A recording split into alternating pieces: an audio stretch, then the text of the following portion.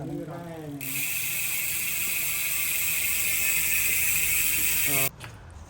បន្ទាប់ពីដំឡើងរួចហើយគឺដល់ពេលដែលយើងត្រូវអេតចាស់ស្អីគឺដល់ពេលដែលយើងកំណត់ការឡើងចុះការធាក់តិចឬធាក់ខ្លាំងហើយនឹងមើលកុំឲ្យកង់ប៉ូលីប៉ះជាមួយនឹងលីបព្រោះកាលណាវាប៉ះលីបគឺវាដើរលោតតាក់ហើយយើងក៏មើលផងដែរតើខ្សែ DJ ហ្នឹងគឺវាតឹងគ្រប់គ្រាន់ហើយនៅគឺយើងតេស្តបាទប៉ុន្តែអានេះវាមកជាលក្ខណៈគ្រោះសិនអញ្ចឹងគឺវាមិនងាយជាមានបញ្ហាអីទេដែលធ្វើឲ្យយើងអេតចាស់ខ្លាំងទេបាទគឺយើងមើលតា DJ ទៅដាក់ចាក់ឲ្យត្រូវទៅបានហើយបាទអាកន្លែងនេះគឺជាកន្លែងដែលស្មុគស្មាញដែលអ្នកទាំងអស់គ្នាត្រូវតែដឹងថាអាណាកំណត់ខាងឡើងអាណាកំណត់ចុះអាកន្លែងណាធាក់ DJ ចេញបាទអូខេដល់កន្លែងនេះហ្នឹងអូខេឥឡូវគឺវាឡើងលើបានសម្រេចអស់ហើយឥឡូវយើងចាក់ចេញទៅទៀតគឺដើម្បីកុំឲ្យឡប់កុំឲ្យវាធ្លាក់ទៅធ្លាក់ចេញក្រៅកាលណាវាធ្លាក់ចេញក្រៅធ្វើឲ្យវាលំបាកហើយកន្លែងនេះគឺប្រយ័ត្នមែនទេព្រោះពេលខ្លះវាអាចធ្វើឲ្យយើងបាក់កម្មផងដែរឥឡូវយើងឡក់អុយហើយឥឡូវយើងចាប់តាមចុះម្ដងដើម្បីឡក់ខាងក្រោមបាទយើងចាក់ចូលខ្លាំងពេកហើយខ្លួននេះវាដល់អត់ទៀតកន្លែងនេះយើងត្រូវអត់ធ្ងន់បន្តិចបាទយើងមិនអាចធ្វើឲ្យឈូនបានទេបាទគឺយើងម្នាក់អំវល់ម្នាក់សេរីទៅគឺបានហើយបាទ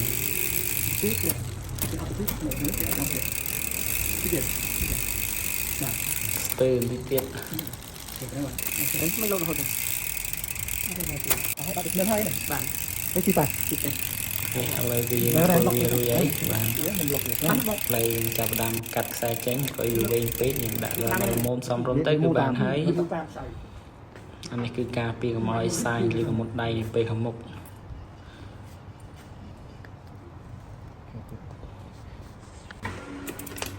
ឡូវនេះគឺយើងចាប់ផ្ដើមចាប់ឈ្នន់ចូលទៅវិញបាទការចាប់ឈ្នន់នេះគឺតោជំនាញមែនតើអាខាងបង្វិលអញ្ចឹងខ្ញុំពេលខ្លះអត់ចេះបង្វិលអញ្ចឹងទេដាក់លេខផុតទៅនៅពេលមកក្រោយហើយវាកង់ចាប់នេះលើដាក់ជង្គង់ខាងឆ្វេងម្ដងតឡើងឆ្លងខាងឆ្វេងឥឡូវធ្វើតេស្តម្ដងទៀតបាទពេលធ្វើតេស្តហ្នឹងក៏ឡើងដុំតែរំពោងហ្នឹងក៏គួរឲ្យស្រឡាញ់ទៀតបាទជួយចិត្តឥឡូវយើងចាប់ដើមតេស្តឡើងបាទឡើងហើយឥឡូវចាប់ដើមតេស្តចុះមកបាទគឺអេមអញ្ចឹងគឺបងប្អូនដែលត្រូវការជិះរុកប្រេងគោឡើងកំផែងឆ្លងខេត្តអីអាចមករកបានបាទនៅ Wallowville Cafe តបកោះគេនឹងបាទកង់នេះជាប្រភេទកង់ Trek Marlin 6 2020ដែលប្រើគ្រឿង Altus 8 លេខយើង upgrade ជាមួយនឹងគ្រឿង Shimano Deore 10 លេខបាទ we done with our upgrade ឥឡូវវាបានដានហើយទៅទៀតគឺយើងនឹងចាប់ដើមជីកបាទជីកសាល់បងបាទណាស់មកនៅឲ្យស្ដាប់នេះដែរទៅទៀត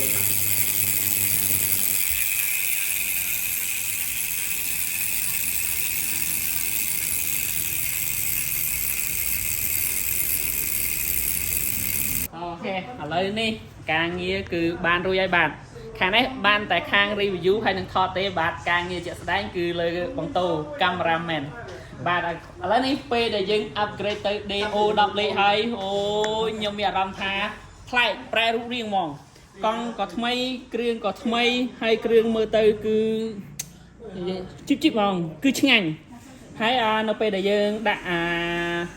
lip DO គ្រឿង DO នេះសំបីតែសម្លេងរ៉ែវាហ្នឹងក៏លឺខ្លាំងជាងដែរលឺខ្លាំងជាងស្រួយជាងហើយវិលជក់បានយូរជាងទៀតបាទឆ្ងាញ់ជាពិសេសគឺឆ្ងាញ់ជាងគេ ADO 10លេខនេះគឺអាថាស46នេះឡើងក្នុងក្រោមអ្នកនរគ្នាមិនបាច់ប្រើពី10លេខទេប្រើ DO 10លេខនេះក៏បានដែរហើយជាពិសេសគឺឡើងកំផែងនេះគឺអានេះម្ដង3លេខអានេះនឹងបូកយ៉ាងណាក៏នៅតែឆ្ងាញ់ដែរដូចខ្ញុំអញ្ចឹងមូលហេតុមួយដែលខ្ញុំអត់ប្រើAlivo វិញដោយសារតែពេលដែលឡើងកំផែង Alivo យើងដាក់មកវាអត់លឿនទេដល់ពួក DO ឬ XT ដាក់ទៅជ្រុញ បន្ទាប់ពីយើង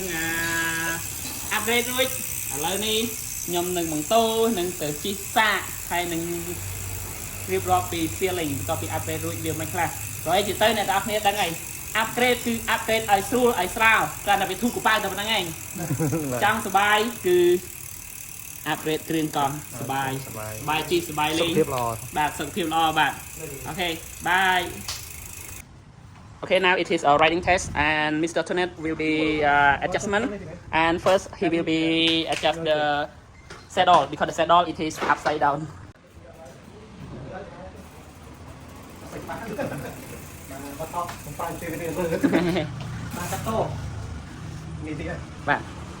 Okay guys, we done with our upgrade this bicycle. So now we do a test, compare with the old bike spare part. Now we test with the new spare part. Let's see. How's what? Oh my god, so smooth.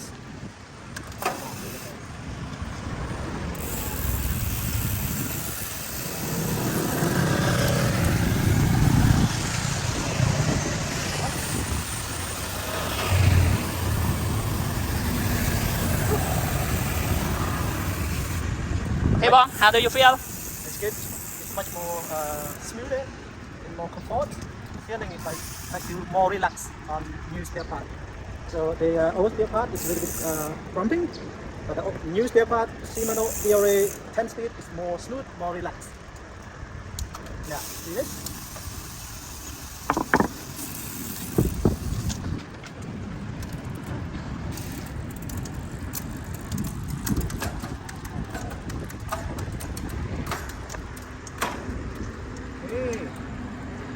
Let's go.